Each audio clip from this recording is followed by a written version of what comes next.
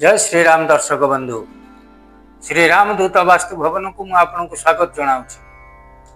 वास्तु समस्या समाधान आज जो टॉपिक टी मु रखी अति गुरुत्वपूर्ण टॉपिक टी आपण वीडियोटी की शेष पर्यंत देखु ना आपण गुड़े भल भल कथा मिस करदे। आज पूर्वाभिमुखी प्लॉट एवं पूर्वाभिमुखी गृह विषय आलोचना करिबा। जदि आपणकर पूर्वाभिमुखी प्लॉट टी अछि एवं नुआ घर टी करिबा पई जाउछंती, आपणकर घरर फ्रंटेज को मापी देबे। जदि आपण 20 फुट रे फ्रंटेज टा हेउछि 20 फुट डिवाइडेड बाय 9 करिवे। 9 भागरु नॉर्थ ईस्ट कोणरू 2 भाग छाड़ी देबे। तृतीय एवं चतुर्थ नंबर भागरे आपण मुख्य द्वार करंतु, जा द्वारा कि आपण को शुभ फलर प्राप्ति मध्य हेबो। एबे आसंतु विचार करिबा ड्राइंग रूम कोउठ करिवे। नॉर्थ ईस्ट कोण रे आपण ड्राइंग रूम करि परिबे नाही तो पूर्व दिगरे ड्राइंग रूम करि परिबे।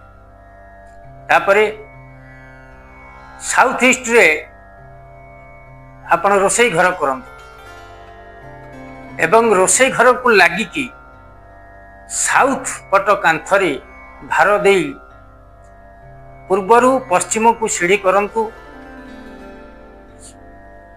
पश्चिमरु पूर्व को सीढ़ी करंतु, जेउथरे कि आपण को शुभ फल प्राप्ति हेबो। तापरे साउथ वेस्ट कोण रे आपण मास्टर बेडरूम करंतु। आपरे आपण घरे केउ पत्थर लगेबे, घरे केउ कलर करिवे, घरे केउ प्रकार गछ लगेबे, घड़ी कोठी लगेबे, फ्रिज केउठी रखिबे, टीवी केउठी रखिबे, एमती अनेक कथा अछि। किंतु मु जतिकि साम्यक धारणा आपन को देली ता द्वारा आपण पूर्वाभिमुखी गृहर नक्शाटी आपण आराम से करि परिबे। एबे आसंतु आजिर प्रतिकार विषय रे जानिबा। आजिर प्रतिकार हेउछि, जदि आपणक गृहरी वास्तु दोष अछि बेली आपण अनुभव करूछंती, तेबे ब्राह्म मुहूर्तरु आपणकर परिवार रे जेते जण सदस्य अछंती समस्ती की उठेबा पई चेष्टा करंतु। ब्राह्म मुहूर्त रे उठी आपणक गृहर ब्रह्मस्थान जेउठी अछि से ब्रह्मस्थान पाखरे बसी समस्ते ओंकार ध्वनि उच्चारण करंतु। ता द्वारा आपणकर गृहर वास्तु दोष निराकरण होई परिबो। एटा आपण परीक्षा करी देखंतु, एटा निश्चित रूपे शुभ फल प्रदान करिबो। एही परि भल पाइबा देउथांतु।